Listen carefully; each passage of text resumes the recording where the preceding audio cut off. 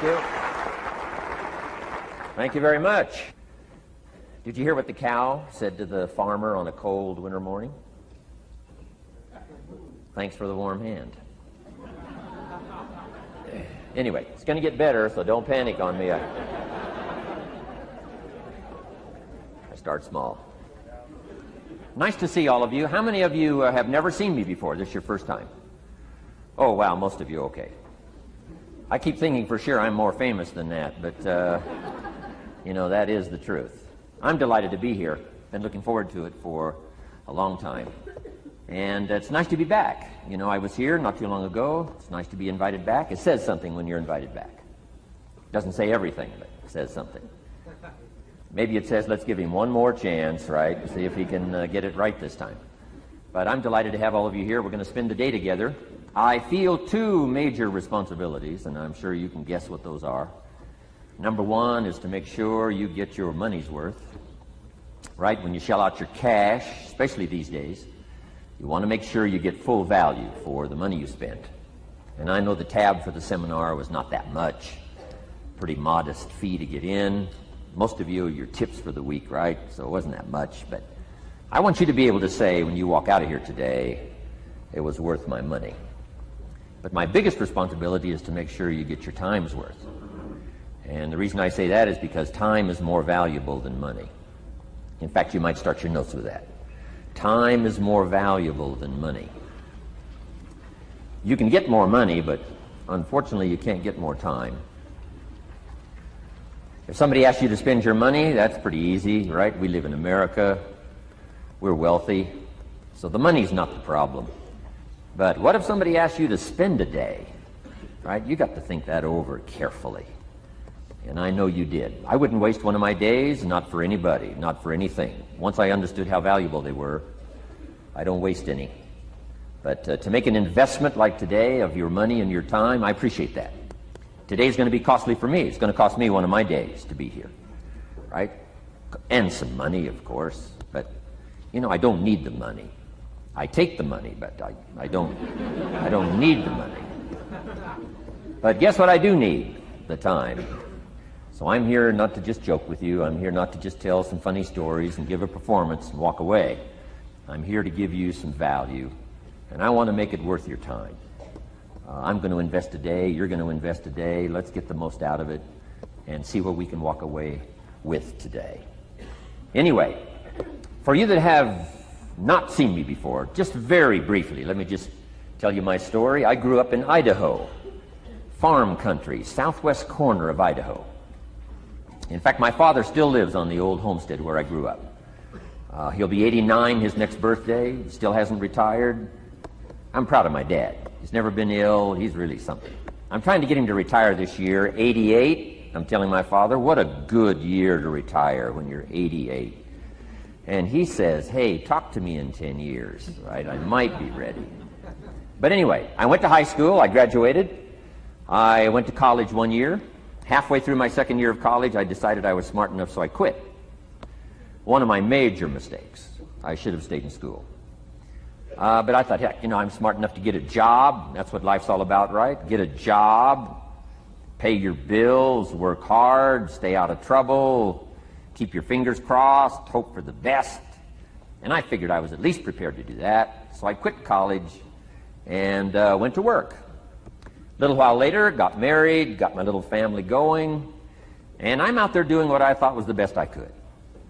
But about age 25, I'm starting to struggle. I've purchased a little more than I can conveniently pay for on time, and the creditors are starting to call saying, hey, you told us the check was in the mail. What's the deal? And I'm getting embarrassed by that. I'm also embarrassed, big mouth me, with all the fancy promises I made to get married. I'm way behind on those promises, and I'm getting discouraged, wondering what to do. And I thought, well, maybe I should go back to school, right? 1 year of college, pretty short on an application. But, you know, tough to go back to school, right? Especially when you got your family going. Time to stay is when you're there. So I discounted that. I thought, well, if I, you know, had my own business, that would be the way to go. But, you know, I'm short on money, too much month at the end of the money. If you've ever been there, that's where I was, age 25. So I had to discount that, and I'm discouraged, wondering, where do I go from here?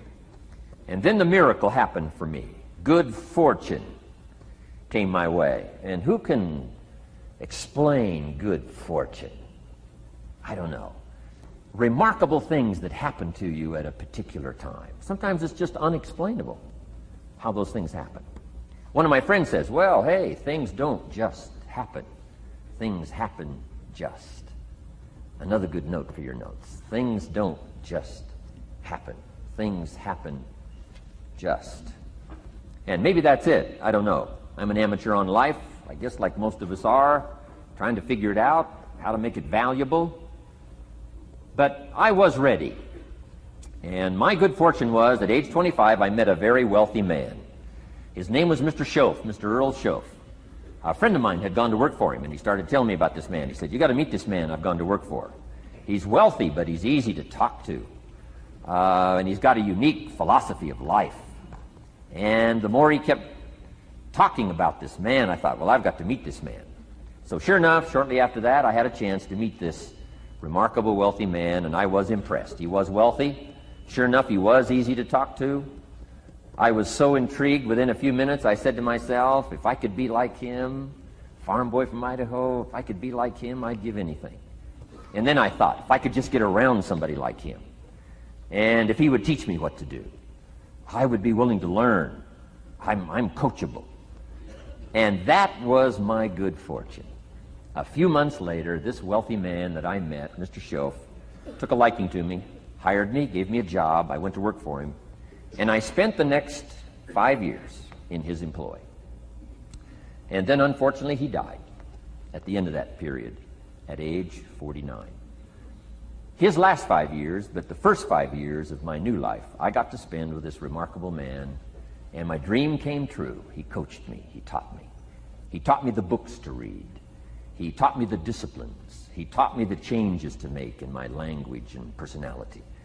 And the things he shared with me during that 5 years literally changed my life, turned my life around, changed my income, changed my bank account, changed my future, changed everything. I've never been the same since that unique experience. And I wish he was still alive today, Mr. Schoaf. I'm sure if he was alive today, especially after this seminar, Idaho Farm Boy makes it to Dallas-Fort Worth, full house, standing room only. Pretty awesome. I'm sure if he was alive, I'd be calling him today saying, you won't believe what's happening to me. I've had a chance now to share with other people what you shared with me. But anyway, how I got here. 30 plus years ago, I was living in Beverly Hills, California. And one day a friend of mine, businessman friend, said, Jim, I'd like to have you come and share your story with my service club that I belong to, the Rotary Club. He said, I know your story, Idaho Farm Boy makes it to Beverly Hills. But he said, I think my club members would love to hear your story. He said, if I arranged one of our breakfast meetings, would you come tell your story? Just share a few thoughts. I said, okay. So I agreed to go give this breakfast talk. And guess what? They liked it. And my telephone rang. I got another call saying, we heard you've given your story and shared some ideas. Would you come talk to our club? First thing I know, I'm starting to devote a piece of my business time to giving these talks. And then one day, a businessman who'd heard my talk, I think 2 or 3 times, approached me and said, would you come and share that story and some thoughts with my management and salespeople? I said, I got this little company going.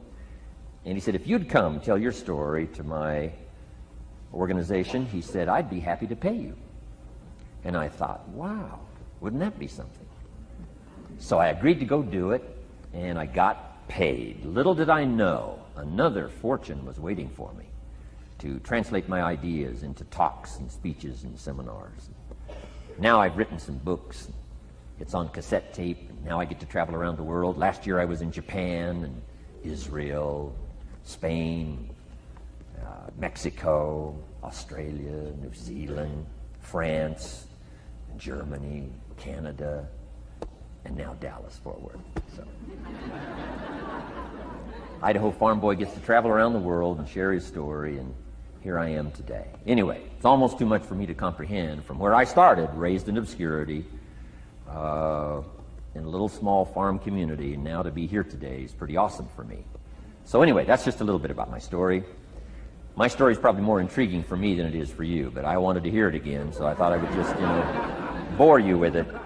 Anyway, I don't ask you to be impressed today. I'm the one that's impressed from where I came from to have a chance. But that's the American dream, right? Come true. Chance to start from scratch, start from obscurity, start with pennies, start with nothing, and have a chance to transform your life, change your life, set your goals, and see what you can accomplish.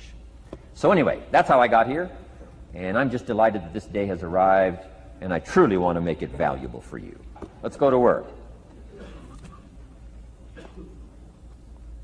Here's what I hope you'll find out of this seminar today, for your notes. Here's what I hope you'll find. Number one, sincerity. Above all else today, I hope you'll find me sincere. Best place for people to start to communicate is sincerity on both sides. I'm sure you're sincere or you wouldn't be here today, right? To spend this kind of money, to spend this kind of time, roll up your sleeves today, go to work like I am, and get this message. You've got to be sincere. So I assume you're sincere. Now I want you to see me sincere. But I've got a good note for you to make. Sincerity is not a test of truth. Important note to make. Sincerity is not a test of truth. We must not make the mistake of saying he must be right, he's so sincere. That would be a mistake. And here's why. It's possible to be sincerely wrong. So we don't mistake sincerity for truth, right? Sincerity is only a test of sincerity. Truth has to yet be tested by truth, okay? But hopefully you will find me sincere and truthful. Next, a combination of things I hope you'll find here today. Ideas plus inspiration. Ideas plus inspiration. Ideas, business ideas and social ideas and personal ideas. We all need ideas, right? How to have a good day ideas, how to have a good year ideas, how to have your best year ever ideas, good health ideas, personal relationship ideas, how to deal with your family ideas, sales management ideas, financial freedom for the future ideas. We all need good ideas. So today, I hope you gather up by notes and by what you can remember a lot of ideas. I want to share as many with you as I possibly can in the time constraints we have. Today is going to go very rapidly. I used to think a day like this was a long day. Found out it's a pretty short day. But I'm going to go as fast as I can, share with you as many ideas as I possibly can. And here's why. Ideas can be life-changing. Ideas can be life-changing. And sometimes all you need is just one more in a series of good ideas. It's like dialing the numbers into the lock, right? You got 5 or 6 numbers dialed into the lock. The lock still won't come open, but you don't need 5 or 6 more numbers. Maybe you just need one more, and maybe a seminar like this could do it. A sermon could do it. The lyrics from a song could do it. The dialogue from a movie could do it. Conversation with a friend might do it. That one last piece you need, number. Dial it into the lock, that's it. The lock comes open, there's the door for you to walk through. And maybe this seminar today could furnish that for you. One more idea. I know you've come with a lot already. Sometimes we get the impression, I used to have that I only had this much going for me and I needed this much. Usually not true. And I'm sure not true of this audience, where I find you today, as well dressed as you look today. As fine as you are sitting here today, it isn't that, you've got this much going for you and you need this much. I would assume you've got this much going for you and maybe all you need is just a few more thoughts, ideas, to furnish you some ways and means to turn your life into the dream you want it to be. So, ideas. The seminar is going to be loaded with ideas. I want you to take good notes. But here's what else I hope you'll find here today, and that is inspiration. And who knows the mystery of inspiration? Why some people are inspired and some are not? You were inspired to get here. Some were not. Who knows the mystery of that? I don't know. How come you made it? The rest of them didn't make it. We don't know what that mystery is. Some people turned it down. Some people said it costs too much. Some people said it's going to take too much time. Some people are too busy. Right? A lot of different excuses why some are inspired to take advantage of something that comes to town. Others pass it up. We don't know the mystery to that. Here's what I call it. Mysteries of the mind. And I just leave it at that. Some things I don't try to figure out. I take the simple approach now. right? Some people do and some people don't. I mean, that's about as profound as my philosophy is. Some buy and some don't buy. Some go for it and some don't. Some change and some don't. And if you've been around for a while, you can usually work out the numbers, right? Out of 10, 3 do, 7 don't. Whatever business you're involved in, pretty soon you got this ratio going. The ones that do, the ones that don't. And you say, well, why don't the ones that don't, how come they don't? We don't know. I just leave it as a mystery. I used to try to understand all that. I just take the simple approach now.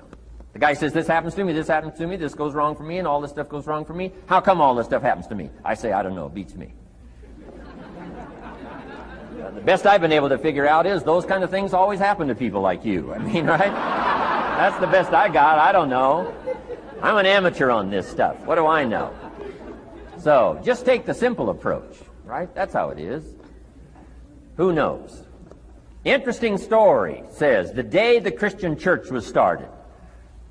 Now, I'm an amateur on the Bible, but best account I can remember, the day the Christian church was started, a magnificent sermon was preached. Great presentation. And if you're a student at all of good communication, it was one of the classic presentations of all times. The sermon, the first day the Christian church was started. And it said this sermon, this presentation was given to a multitude, meaning a lot of people. But it was interesting, as the account gives us, the record, it says, when the sermon was finished, there was a variety of reaction to the same sermon. Isn't that fascinating? I find it fascinating. It said some that heard this presentation were perplexed. And I read the presentation, sounded pretty straightforward to me. Said, why would somebody be perplexed with a good, sincere, straightforward presentation? Best answer I've got. They are the perplexed. I mean, what other explanation is there? It doesn't matter who's preaching. Right? It said some that heard this presentation mocked and laughed, made fun of the presentation. I thought, hey, this looks pretty sincere to me. If you give a sincere, honest presentation, why would somebody mock and laugh? Easy explanation. They are the mockers and the laughers. What else would you expect them to do? Right? I used to try to straighten all that out. Say, well, they shouldn't do that. I don't do that anymore. I've got peace of mind now. I can sleep like a baby, not try to straighten all this stuff out. I used to be so naive. I used to say, well, liars shouldn't lie. See, how naive can you be? Of course they're supposed to lie. That's why we call them liars. They lie. They lie. So I don't straighten this stuff out anymore. Anyway, it said some that heard this magnificent presentation didn't know what was going on. And they're usually easy to spot. They're usually saying, what's going on, right? I mean, they don't know what's going on. But interesting, right? A variety of reaction to the same sincere, honest presentation. Now, it also says, in wrapping it up, some that heard the presentation believed. And I think that's who the speaker was looking for, the believers. Interesting. Now, it said the number of believers was about 3,000. So, pretty good first day. 3,000. I've had some first days, but I never had 3,000. But anyway, 3,000 were believers. And that's, the speaker was looking for the believers out of this multitude. And that's about as close as we can come to understanding the mystery. Some believe, and some mock, and some laugh, and some are perplexed, and some don't know what's going on. And you just have to leave it that way. Why? Because that's the way it's going to be. The way to be brilliant is to find out how it's going to be and then say, here's how it should be. I mean, that's how you become brilliant. So, anyway, who knows the mystery? I call it mysteries of the mind. We don't understand. But I don't try to change it anymore. On this particular story, as far as we know, they didn't have classes after the presentation to try to de-perplex the perplexed. I mean, as far as we know, they left them perplexed. They left the mockers mocking. They let the laughers laugh. I mean, they didn't come back and try to straighten all this out.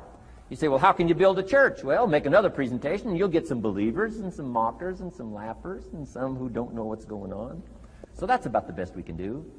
So, but I'm glad I've got the believers here today. You believed enough to shell out your cash and part with your time and some of your effort and energy, and I appreciate that. So, hopefully you'll find some inspiration here today. All right? To get the most out of today, a couple of more notes. Number one, be thankful. That's a good way to capture the most of a day like this. Be thankful for what you already have. That shouldn't be any problem in America, being thankful. Everything we need is available in America. Everybody wants to come here, right? The last time I was here, that little presentation I gave, everybody wants to come here, America. People haven't plotted and schemed the last 40 years saying if I could just get to Poland, everything would be okay. No, everybody wants to come to America. Why? Everything's available here. All the books you need, all the sermons you need, all the churches you need, all the schools you need, all the instruction you need, all the inspiration you need, all the capital you need, all the markets you need, all the challenge you need, all the information you need, all the seminars you need. Everything's available here. This is America. So number one, let's be thankful for what we already have. Thanksgiving does this. Opens up the doors, opens up the windows, opens up the channels. Thanksgiving for what you already have. I did a seminar one weekend up at the ranch, up at Clear Lake. Got a lodge up there. Nice setting, high valley, high serenity ranch. For the weekend, Friday evening, Saturday, Sunday. People drove in from around California. I got there late Friday afternoon. Everybody had pretty well already gotten there. I couldn't believe the parking lot. Continentals and Eldorados and Mercedes and Cadillacs and unbelievable. Ferrari, one Rolls Royce, unbelievable. I walked in, good-looking crowd about like this, sitting there ready for the weekend seminar. My opening remarks were, ladies and gentlemen, I think the rest of the world would find it strange that we have all come here this weekend to try to figure out how to do better. Right? I think the rest of the world would say, I don't understand. Guy in his Rolls Royce saying, I got to get to the seminar, find out how to get another one of these Rolls Royces. Unbelievable. Anyway, let's be thankful. Here's what locks up the doors and the channels to receive more: cynicism. That locks you away. That prevents you from learning more. Being a cynic about the past and the future, a cynic about the marketplace, cynical about the people, cynical about the institutions, cynical about the setup, cynical about yourself, cynical about your chances. See, that locks away all the chance for stuff to flow your way. So, good advice, I think, today. Start off, be thankful. Here's number two, listen well. That's going to be a challenge today. I understand that. Seems like most of, our life is still going on outside these four walls, right? Most of our life seems like it's out, continuing out there. Family and business and associates and market and economy and whatever else is happening in the midst of your life.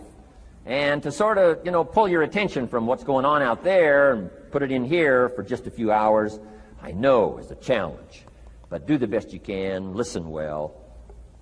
And here's the last one, take good notes. Be a good student today. Take some good notes. I've not come to entertain you. As you can tell by my opening joke, right? I would not make it in Las Vegas. So we don't have a dog and pony show today, no entertainment. But I do have some ideas. Take some good notes. Somebody showed me the other day notes that they took about 21 years ago, attending one of my seminars out in Los Angeles. He said, I still use these notes I took 21 years ago to help me in my business, relationship with my family. So I'd like to have these notes that you take today become that valuable for you. Then it would be worth me making the investment to come and spend a portion of my life, my time, my energy here. And I want this investment I'm making here today to pay off. And one of the ways it can pay off for me is for you to take good notes and then go away and use whatever makes sense. Because what I feast on coming back around is the stories out of this audience today. Sure enough, 6 weeks from now, 6 months from now, 6 years from now, somebody's going to, by phone, by letter, by personal contact, walk up to me and say, the things you shared that day got me thinking. And I started making some changes, and let me tell you what's happened to my business, let me tell you what's happened to my sales career, let me tell you what's happened to my relationship with my family. See, that'll make it worth it for me. Not the money, the return, something you can't buy with money. If somebody says, thank you for touching my life and taking the time to make the investment. And that's what I'm all about. So if you'll become a good student today. And here's the last note. Don't be a follower, be a student. You'll be happy to know today we haven't come seeking disciples. We've got no movement for you to join. I'm just here to share some of my experiences, good ideas, best I can. But I think that's good advice. Don't be a follower, be a student, right? Take advice but not orders. Take information, but don't let somebody, order your life. Make sure what you do is the product of your own conclusion. Excellent note to make. Make sure what you do is the product of your own conclusion. Not to do what someone else says. Take what someone else says, process it, think about it, ponder it. If it makes you wonder, if it makes you think, then it's valuable. Then, when you go take action, make sure that the action is not what somebody told you to do. Make sure the action is the product of your own conclusion. If you'll follow just a little bit of those simple guidelines, I'm telling you, the learning process can be speedy, swift, powerful. Your learning curve can go up, and then applying it to your business, your life, your family, conversations, equities of all kinds. You'll find some progress like I did that first 5 years when I met a teacher willing to share with me, turned my life around. Progress I couldn't believe happened for me. Okay, let's get started. I want to review, I was here last time and we talked about the 5 major pieces to the life puzzle.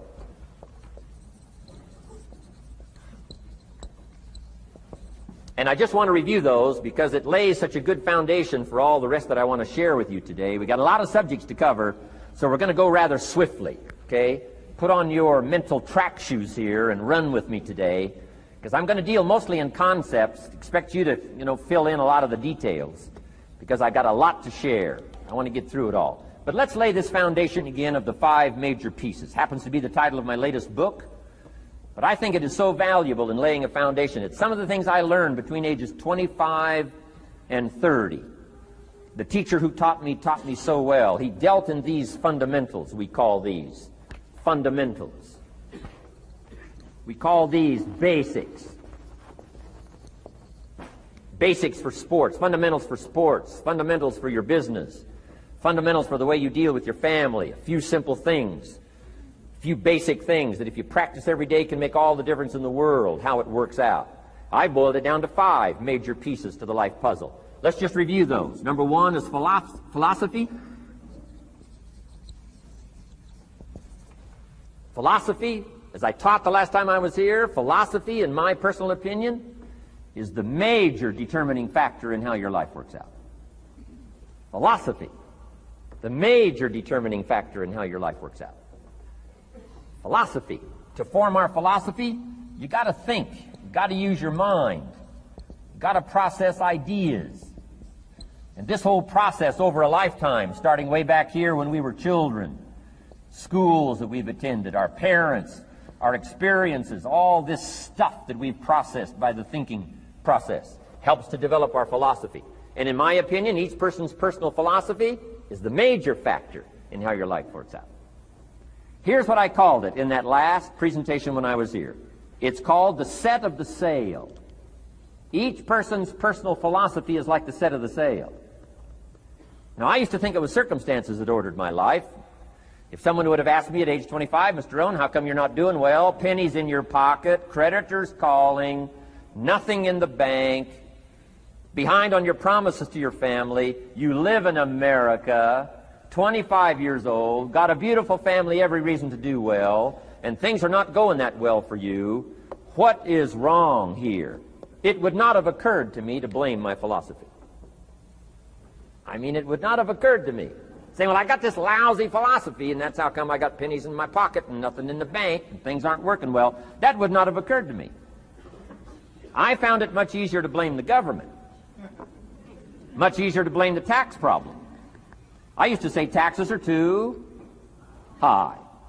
Top tax rate when I first started paying taxes, 91%. Back then, when your income reached a certain level, all your income over that, 91%. So I used to say that's too high. Now, the top tax rate's about 33%. But people are still saying what? Taxes are too. See, but you can't use that anymore. If it's gone from 91 to 33, how could it be too high? Come on. I threw all that old excuse stuff away. Some people found it, though, and they're using it these days. My old list. I used to blame the traffic, the weather, used to blame circumstances, right? People say I'm too tall, I'm too short, I'm too old, I was raised in obscurity, raised on a farm, parents of modest means, all the stuff If you were to ask me, how come you find yourself here, Mr. Rohn, age 25, living in America, land of abundance and opportunity, pennies, zero in the bank, not doing well, creditors calling, it would not have occurred to me to blame my philosophy. I found it easier to blame the company policy. I used to say, if this is all they pay, how do they expect you to do well? So I figured that, my future was going to be tied to what everybody else was arranging, the economy and, right, interest rates. I used to say things cost too much. That was my whole explanation, not my philosophy, until my teacher taught me better that this is where the problem was, my own personal philosophy.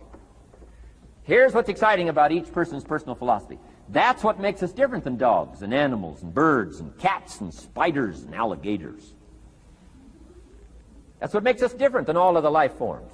The ability to think, the ability to use your mind, the ability to process ideas, and not just operate by instinct. In the winter, I'm telling you, the goose can only fly south. What if south doesn't look too good? Tough luck. It can only fly south. But see, human beings are not like a goose, can only fly south.